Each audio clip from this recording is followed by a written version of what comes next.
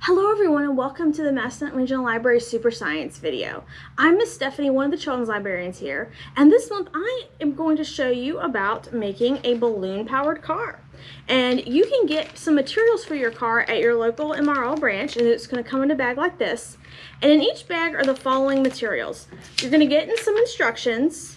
You'll get 2 balloons, 2 straws, 2 skewer pieces, a cardboard piece, and a poster board piece. And what you're going to need from home, and this project is a little open-ended. I'm going to tell you what I use to make my car, and in a couple minutes I'm going to give you an up-close view of my vehicle and how I use these materials. But from what I used from around here at the library, I used duct tape, a ruler, scissors, a pencil, and I used the markers to decorate my car. So let me show you an up-close look of my car and what materials I used to make it.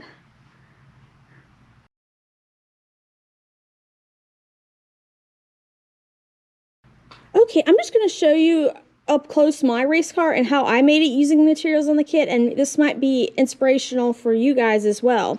First off, I took the cardboard piece and I cut it into kind of more of a rocket ship shape.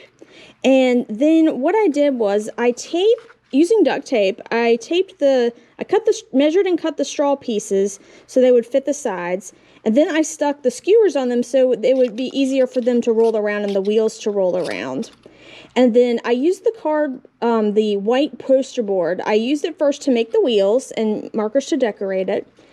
And then I took the remaining part and I kind of made it kind of reminded me, like, you know, NASCAR races, like how they have them pointed like this. So I rounded mine and made it rounded, and I decorated it with markers. And then to secure the balloons, I duct taped straws into my little cone. And then I decided that I wanted more power for my car, so I didn't just use one balloon, I used both of them, because I put another balloon in there in case one of had busted. And then I taped it, and then to make sure that there was no air leaks, I used some rubber bands from along the library to get it into place. And that was my race car, and I had a pretty tricky time trying to film when I tested it, but I did it 3 times and it went 5 feet the first time, then 7 feet the second, and then 7.5 feet the third time. So that was my race car, and you can probably make one that's going to go even farther than mine. And so you just use your imagination, and I'm about to show you a couple books that can help you when you're making your race car. Alright, and I just wanted to share some books that I found really helpful when I was making my balloon power car. The first is Make a Race Car Your Way, and this is by Elise Olson.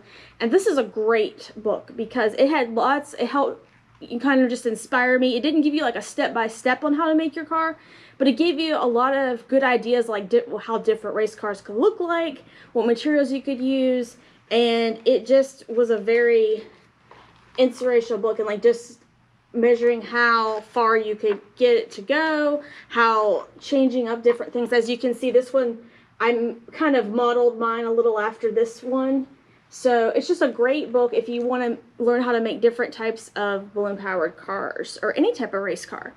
And this one's a little more general. This is called Make This, Building, Thinking, and Tinkering Projects. And this is by Ella Schwartz. And this just has a lot of engineering and building experiments in it. And there was so many that I found were really interesting. Like, you could even make a rainforest in a bottle. You can make a kaleidoscope, which I think I might do in the near future, actually.